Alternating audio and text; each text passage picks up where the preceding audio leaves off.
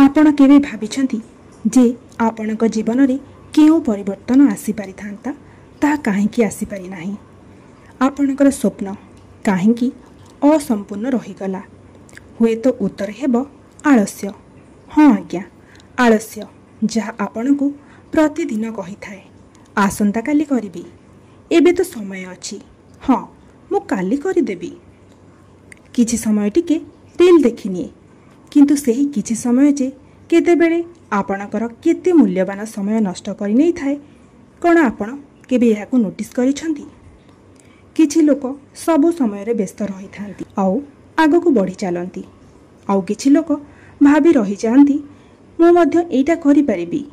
पार्थक्य केवल एतिकी, जणे तार आलस्य छाड़िला, अन्य जणे छाड़िला नहीं। आलस्य हेउची एक मिठा विष जहा धीरे धीरे आपणक जीवन को नष्ट करि देई थाए। आपणक भितरे प्रतिभा अछि, स्वप्न अछि एवं एक पथ मध्य अछि, किंतु आपण ठीक समय रे चालू नहंती। सकाळे उठिबाकू आपणकर इच्छा हेउ नाही।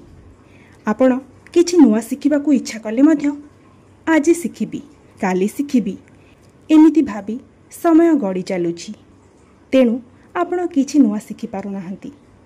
काहेकि आलस्य आपणकू एमिति कबलित करि रखिछि। किंतु मने रखंतु, स्वप्न केवल सेही माने पूर्ण करंती जेउ माने निज निदकू बलिदान देई थांती।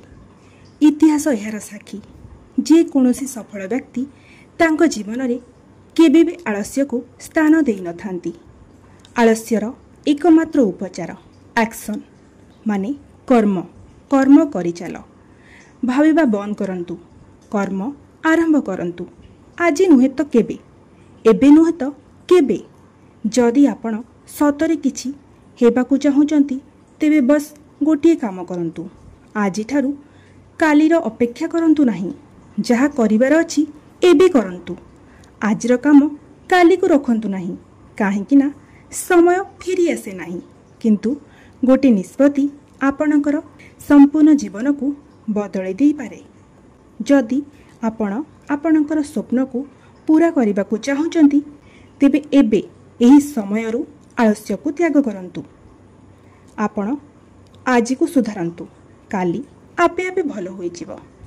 जदि आपनको एही वीडियो भलो लागिछि तेबे लाइक, शेयर एंड सब्सक्राइब करने को बिल्कुल भी भूलंतु नहीं। रहिली नमस्कार।